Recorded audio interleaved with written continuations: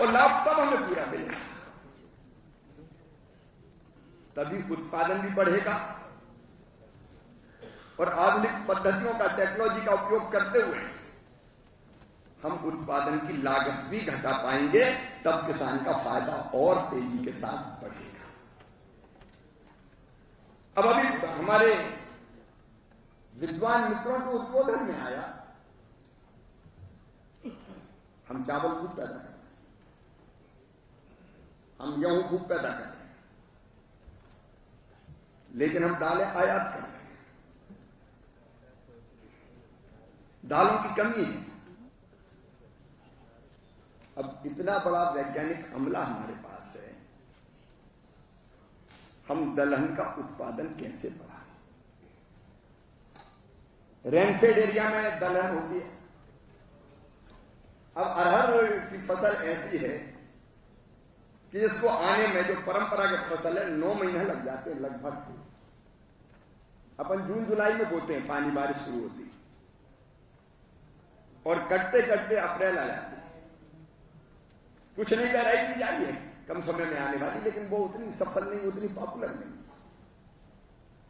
ये अवधि कैसे कम की जा सकती है? ये दलहन के बारे में सोचिए, क्यों भारत इंपोर्ट करे दलहन? हमारा किसान मेहनती है, हमारे वैज्ञानिक विद्वान हैं, मिलकर हम ये काम कर सकते हैं।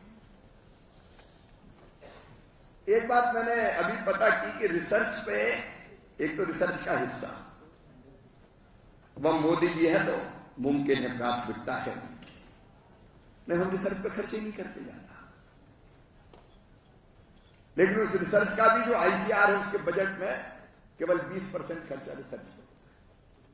तो हमारा कुल बजट 80% सैलरी वगैरह में चला जाता है। तो रिसर्च पे खर्चा कैसे बढ़े, जरूरी है, नहीं तो खोजोगे कहां से? अभी हमारे कई मित्रों को सम्मानित किया है, लेकिन ऐसे और भी कई लोग निकल सकते हैं। ब्रेन ड्रेन नहीं होना चाहिए। हमारे पूरे मस्तिष्क का उपयोग हम भारत में क्यों नहीं कर सकते? ऑयल सीड्स हमारे सामने समस्या है। मैंने जब समीक्षा की थी तब मैंने कहा था कि सोयाबीन पर हेक्टर उसकी ईल्ड कम क्यों है हमारे यहां? दूसरे देश हमसे ज्यादा पैदा करते हैं, और धीरे धीरे फिर सोयाबीन का रकबा कम होता जा रहा है। हाँ, ऑयल सीड में जो परंपरागत भी हमारी तिल्ली अब खत्म नहीं हो रही लगी। एक जमाने में तिल्ली बहुत होते थे, सूरजमुखी जैसी फसलें लगातार कम होती जा रही। तो इनमें नई वैरायटी और कैसे ज्यादा उत्पादन की हम ला सकते हैं? क्यों साहब हम पाम ऑयल मंगवाएं? हजारों करोड़ रुपया क्यों जाए विदेशी मुद्रा हमारी? ये हमारा दायित्व है। आज हम संकल्प लें कि दलहन और तिलहन में भी भारत को आत्मनिर्भर बनाएंगे। हमको बाहर से मंगाने की जरूरत नहीं पड़ेगी। सरकार पूरा समर्थन कर रही है। प्रधानमंत्री जी ने तय किया है कि मसूर, अरहर, उड़द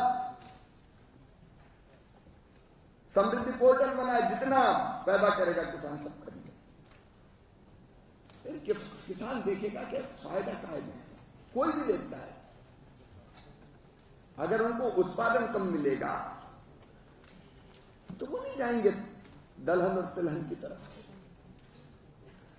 और इसके बारे में हमको विचार करना चाहिए। एक हम डाइवर्सिफिकेशन को बढ़ावा कैसे दें? आपने एक बात की, जागरूकता किसान में पैदा करें। हम उसके लिए अभियान चलाना। हमने यहां रिसर्च कर लिया और किसान एकदम परिवर्तित हो जाएगा, ये नहीं होने वाला। उसको तो खेत में बैठ के हमको व्यवहारिक रूप से एजुकेट करने की कोशिश करनी पड़ेगी। एक बार वो चल पड़ता है, देखा कि इसमें उत्पादन है 14, तो किसान जुट जाते हैं। पहले कहा सोयाबीन था, बाद में सोयाबीन आया, तो सोयाबीन का इलाका मध्य प्रदेश, महाराष्ट्र जैसे राज्यों में कितना बढ़ गया। और उसके लिए हमको प्रयास एक करना चाहिए क्योंकि सिखाएंगे वैज्ञानिक, हमारे स्टूडेंट्स भी सिखा सकते हैं जो पढ़ रहे हैं। साल में 1 महीना कोई तय किया जाए जिसमें सारे वैज्ञानिक फील्ड पे निकल जाए किसानों के बीच में, और वहां उनको जो व्यवहारिक रूप से काम करता है खेत में, उसको पूरी तरह से आपकी रिसर्च, अनुसंधान, बीज की अच्छाई और तरीका, उसके बारे में बताया। तो ये जो दूरी है ज्ञान की, विज्ञान की और व्यवहारिक रूप से धरातल पर काम करने वाले किसान की, वो दूरी मिटा देनी पड़ेगी। एक चीज और मुझे लगती है कि ICAR के अंदर में हमारी कृषि विज्ञान के अंदर, लेकिन यूनिवर्सिटी 3 हमारी है, लेकिन बाकी तो राज्यों की है। जितने कृषि विश्वविद्यालय,